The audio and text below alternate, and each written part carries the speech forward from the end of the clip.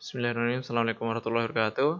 Hamdan wa syukranillah. Alhamdulillahirrahmanirrahim. Kita lanjut ke video yang kedua, yaitu video tentang materi pembelajaran program pengolah kata. Ini adalah materi yang seharusnya kita kejarkan pada kelas-kelas sebelumnya, tapi baru kita ajarkan sekarang. Untuk biar cepat, karena kita masih harus mengejar banyak sekali materi-materi yang tertinggal, kita akan langsung aja. Kemarin kita udah belajar tentang menu, toolbar, dan juga tools. Tools itu tempatnya di toolbar. Jadi toolbar itu adalah tempatnya para tools. Mungkin bisa kita bilang gini, di script tempat alat tulis, maka toolbar adalah tempat para tools. Seperti itu. Nah, yang pertama kita akan membahas tentang fungsi. Hari ini kita akan membahas tentang fungsi dari setiap tools. Sekalian kita langsung praktekkan. Nah, untuk mempraktekannya pertama kita blok dulu, jadi kita pilih semuanya. Nah, kita di sini ada menu cut. Cut itu adalah memotong. Nah, yaitu memotong teks, kemudian kita tempel di tempat lain. Nah, untuk memotongnya kita pencet cut ini, untuk menempelnya kita tekan paste. Jadi ketika kita tekan cut, dia bakal terpotong. Biasanya ketika kalau kita tekan cut, dia bakal hilang. Nah, kita coba, kita tekan, dia bakal hilang. Nah, ketika hilang kayak gini, dia bakal tersimpan di clipboard, kemudian bisa kita tempelkan di bagian bawah. Kita tempelkan di bagian tengah sini ya. Nah, untuk menempelkannya kita tekan paste. Paste ini untuk menempel setelah kita pencet, kita tekan cut ataupun kita tekan copy. Nah, jadi cut atau copy nanti kita paste, maka pasti itu bakal tertempel di situ. Jadi cut, paste, atau copy paste itu nanti ada dua pilihan. Kalau cut memindahkan, nah kita tekan paste, maka dia akan muncul di bawah sini. Atau yang kedua ada copy, yaitu menggandakan. Nah, udah kita blok, kita pilih, kemudian kita copy. Nah, kita copy ke bagian yang paling atas, tempat yang pertama tadi kita copy. Udah kita copy, dan kita paste, kita tempel di sini. Nah, maka dia akan tertempel di bagian atas. Jadi perbedaannya ketika cut itu pasti objek yang kita cut itu pasti hilang. Tapi untuk copy ini, objek yang kita copy dia nggak hilang. Ini seperti itu. Kemudian sampingnya ada Calibri body, ini disebut sebagai font type atau tipe fontnya. Kita bisa pilih di sini ada beberapa tipe teksnya, tipe fontnya, mulai dari yang kecil, besar, kemudian ada yang tebal, ada yang tipis, dan sebagainya. Kita coba random aja, kita pilih, kita random, kita acak.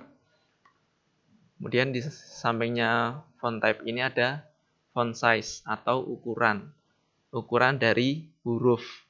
Nah, di sini kita gunakan masih 11, bisa kita besarkan, atau bisa kita kecilkan. Nah, ini untuk pengaturan seberapa besar atau seberapa kecilnya. Sampingnya ada tombol untuk membesarkan atau mengecilkan. Jadi kalau tadi ini ada ukurannya dengan angka, nah di sini kita bisa nyalakan dengan tombol aja. Naik terus, ini turun terus. Kemudian di bawahnya ada BIU atau kita sebut sebagai bold, italic, dan juga underline. Nah, ini kegunaannya beda-beda. Untuk B atau bold ini memberikan efek tebal.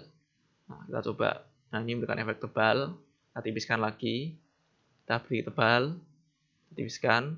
Nah, untuk italic dia memberikan efek miring. Nah, miring, tegak, miring, tegak, miring, tegak. Nah, ini efeknya. Atau underline atau garis bawah. Garis bawah. Kita bisa milih ada beberapa pilihan ketika kita mau memberikan garis bawah. Apakah garis bawah tipis, garis bawah 2 garis bawah tebal atau yang bergerigi dan sebagainya, bisa ada di sini semua. Nah, untuk BIU, bold, italic, dan underline ini bisa kita kolaborasikan. Jadi satu teks ini bisa kita kasih bold, jika kita kasih italic, dan juga kita kasih underline. Nah, di sisi lain kita juga bisa ngasih efek strike drop. Strike drop itu kita ngasih efek garis coret di tengah. Nah, ada satu lagi nanti mungkin ketika kita masuk akan saya berikan sebuah contoh double strike talk. Jadi coretnya itu 2. Kemudian di sampingnya ada subscribe. Dia memberikan efek kecil di bagian bawah. Jadi tulisannya jadi mengecil di bagian bawah. Kemudian ada lagi satunya ada superscribe. Dia memberikan efek besar, efek kecil tapi berubah jadi kecil tapi di bagian atas. Biasanya jadi gini. Atas, di bawah, di atas, di bawah. Seperti itu. Ini kalau biasanya pernah lihat orang di matematika ada tulisannya pangkat-pangkat. Nah, ini bisa menggunakan pangkat itu menggunakan seperti ini, menggunakan superscribe ini. Nah, kemudian ada efek teksnya. Jadi teksnya ini bisa kita kasih efek bermacam-macam. Nah, itu adalah sebuah kemudahan dari Microsoft sendiri. Kemudian ada pengaturan ini namanya font color. Itu pengaturan bisa kita atur warnanya jadi bermacam-macam. Untuk ini kita coba rubah warnanya jadi merah. Kemudian ini ada highlight color. Jadi di belakang teksnya itu bisa kita beri warna. Kita coba warna kuning aja ada. Jadi seperti ini. Nah, selanjutnya di sampingnya ada ini teksnya apakah mau ke teks left atau teks right atau mau center di tengah, left kiri, right kanan, center tengah, atau mau justify. Justify itu berarti seimbang antara yang kanan dan kiri. Kemudian di atasnya ini ada numbering and bullet. Bullet and numbering. Namanya number angka, numbering. Nah, ini berarti kita ngasih angka untuk teks yang kita pilih. Nah, contohnya kan tadi di situ kita contoh di slide nomor 1. Jadi ketika kita enter akan muncul angka 2. Nah, kemudian bisa kita teruskan terus sampai selanjutnya. Nah, selain bullet ini, selain numbering ada juga bullet. Kalau numbering berupa angka, maka bullet berupa simbol. Hanya perbedaannya seperti itu. Jadi contoh kita rubah jadi centang di depan seperti ini. Kita akan bahas tools yang sering digunakan. Kemudian selanjutnya ada sort. Sort ini berarti mengurutkan dari atas ke bawah menurut abjad. Kemudian ada border. Kalau kita bikin tabel, maka kita ada pilihan border. Apakah bordernya itu berarti apakah kita mau memunculkan garis antar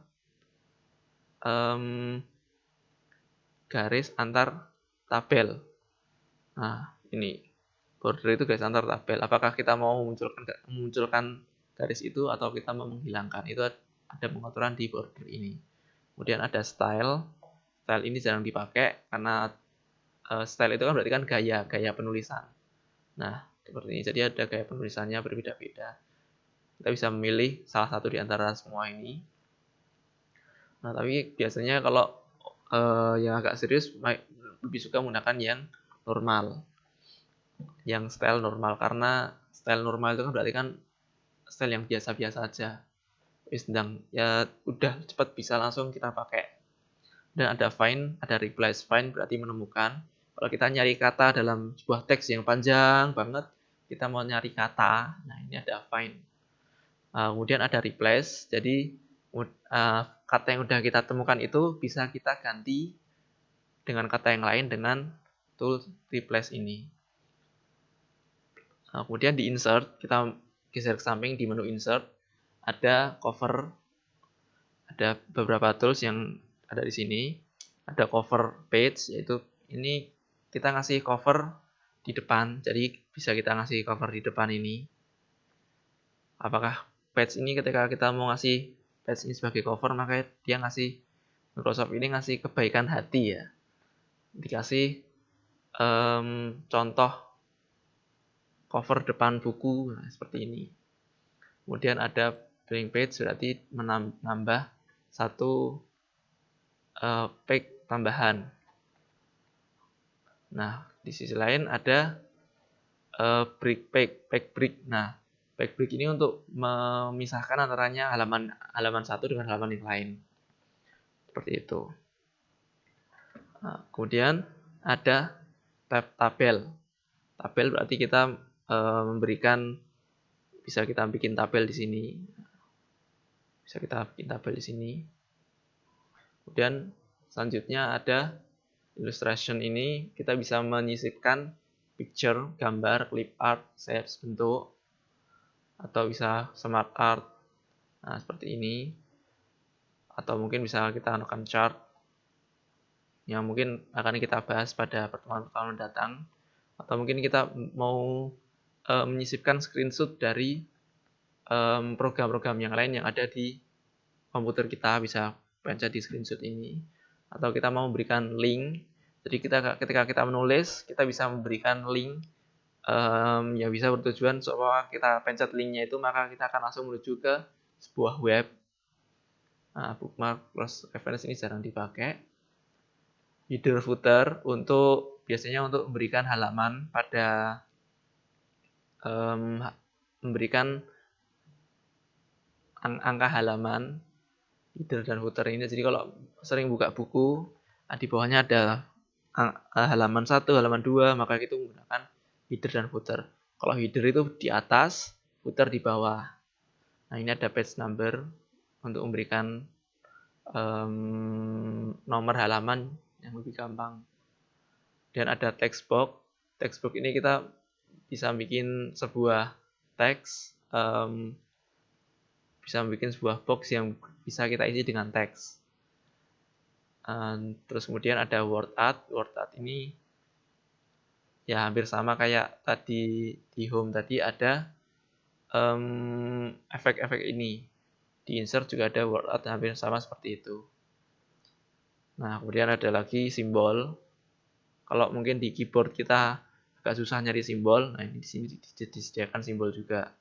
Atau evaluation. Nah, biasanya yang sering bikin soal matematika yang penuh dengan banyak rumit-rumitnya, bisa digunakan equation ini tadi.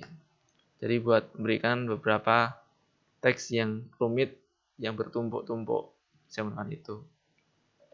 Mungkin untuk video yang kedua ini, pertemuan kedua di video yang kedua ini cukup sekian. Semoga kita semua paham karena penjelasannya cukup cepat. Untuk kedepannya, insya Allah kita tetapkan 2 video untuk setiap 1 minggu. Mungkin cukup sekian untuk pertemuan kedua ini. Kita bertemu pada pertemuan depan dengan pembahasan selanjutnya. Insya Allah kita lanjut tools di back layout, reference, dan mailing. Semoga waktu kita cukup, durasi waktu kita cukup. Mungkin cukup sekian. Akhirul kalam. Assalamualaikum warahmatullahi wabarakatuh.